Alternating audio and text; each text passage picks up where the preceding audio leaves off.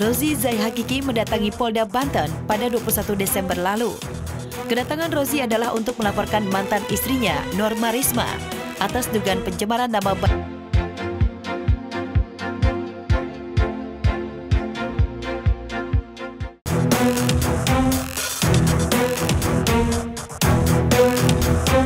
Tak terima kisah perselingkuhannya dengan ibu mertua viral di media sosial, Rozi Zai Hakiki mendatangi Polda Banten pada 21 Desember lalu.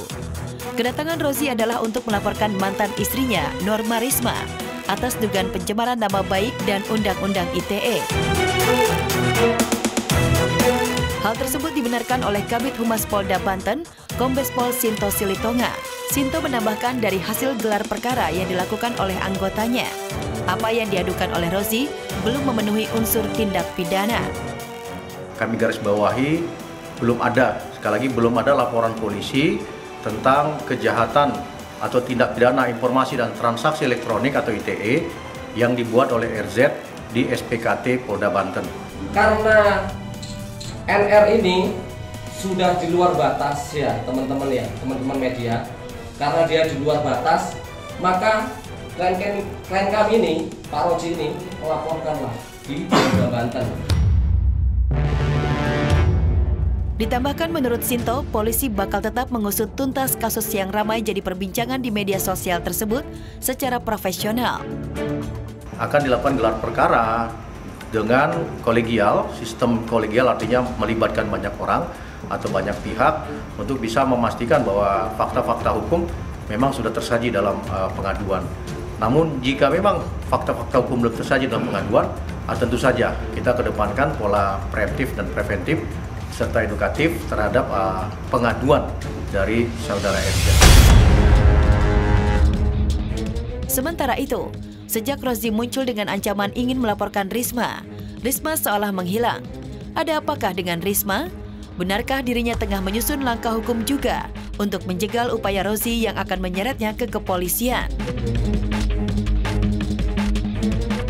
Ikhlasin katanya gitu kan, emang sih nggak mudah katanya, tapi udah deh lu ikhlas, lu pasrahin semuanya sama Allah katanya gitu kan. Dari situ aku mikir kayak ya udahlah, aku bilang gitu, mikir kayak ya udahlah ya Allah, aku mau ikhlas aja, aku bilang gitu, aku mau lupain mereka.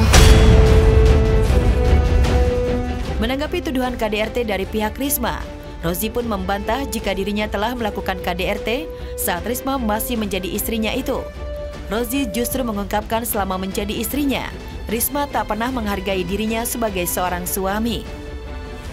Dia udah minta maaf segala macam kok, maksudnya masih ngomong aja kayaknya gitu, seperti ditabokin. Ditabokin berarti lebih dari sekali? Iya, beberapa kali gitu. Terus udah gitu, ayo kamu nggak takut, aku mah pukul aja, kataku sekalian aja aku. Tapi aku nggak balik nabok, iya, udah, secara mulus ya udah tabokin aja, biar aku mati aja. Selama saya pacaran ini, yang menantikan saya bukan saudara NR-nya, malah ibunya. Contoh, kayak saya mau kerja, saya dibekelin, itu hampir tiap hari. Baju pun dicuciin sama ibunya NR.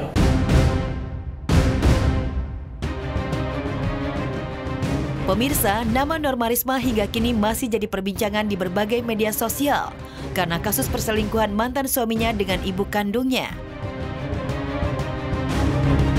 Ternyata di balik kasus yang tak lazim itu ada fakta mengejutkan.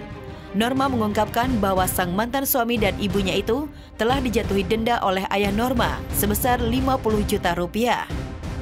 Kesanggupan yang kemarin bapakku minta 25, ya intinya mau mereka sanggup kan. Nah terus untuk kakaknya sendiri yang bilang, udah ya katanya biaya visumnya diganti aja, dibayar katanya 2 juta. Aku bilang, lah kata kok murah amat, aku bilang berarti dengan 2 juta harga diri saya cuma segitu doang, berarti dengan enaknya dong nanti bisa dipukulin, bisa diapa segala macem. Aku nggak mau, aku bilang gitu, maaf ya aku nggak mau, aku bilang saya bakal tetap lanjutin prosesnya, terserah kepolisian hasilnya akan gimana.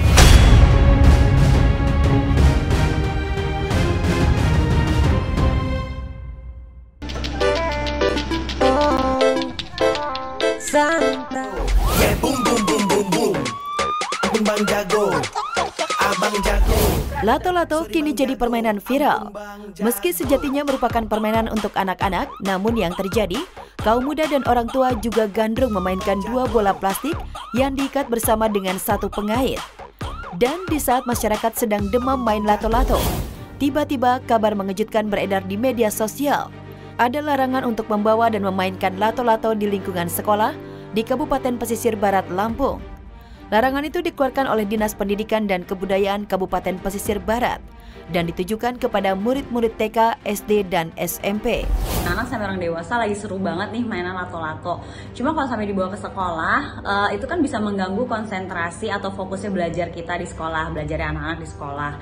Dan suaranya itu lumayan cukup mengganggu lingkungan sekitar ya. Jadi kalau bisa sih, bagus nih udah keluar undang-undang yang melarang anak-anak untuk membawa ke sekolah. Saya setuju banget dengan peraturan dari sekolah di Lampung tersebut ya. Jadi yang melarang anak-anak bawa permainan lato-lato ke sekolah. Takutnya disalahgunakan sama anak-anak. Di saat dia lagi istirahat, dia isengin temennya, atau ntar ada main ejek-ejekan, airnya panas, akhirnya ya terjadi hal-hal yang tidak kita inginkan lah.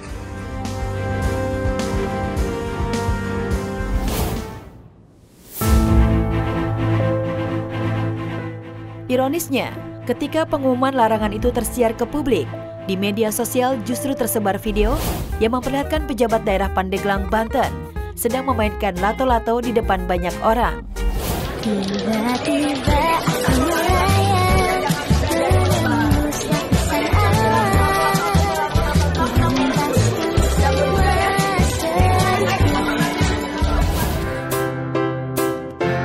Kalangan selebriti juga terkena demam lato-lato. Salah satunya penyanyi campur sari koplo Denny Caknan.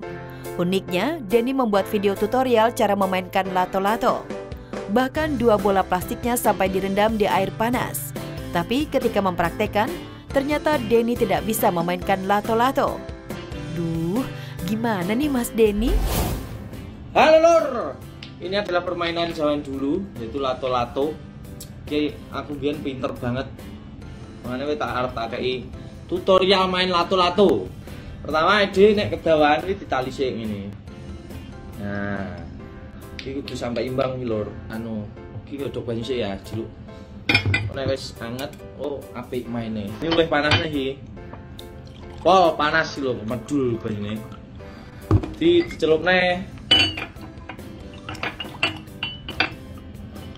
Celup.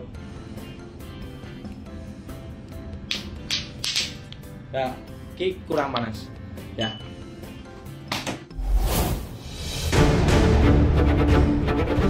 Meski mengasyikan, main lato-lato oleh sejumlah kalangan masyarakat dianggap sebagai permainan yang membahayakan. Tak hanya yang memainkan, namun juga orang sekitarnya.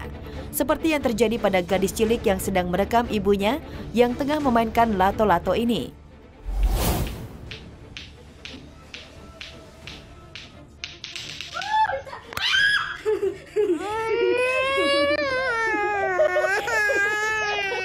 Kadang kalau lato-lato itu kan dia bisa bahaya gitu loh kalau kita nggak bisa mainnya. Dia tuh bisa kena ke badan kita juga dan bisa membahayakan kena ke pergelangan tangan atau ke badan teman. Tadi saya bilang bahannya aja berat. Jadi buat anak-anak itu sangat berbahaya, butuh pengawasan. Meski ada larangan dan ada yang menganggap berbahaya, namun permainan lato-lato bak virus yang terus menyebar ke masyarakat. Di sejumlah daerah, bahkan ada yang memperlombakan permainan lato-lato. Dan sekarang perebutan juara 1, 2, 3 sudah mulai bersiap-siap guys.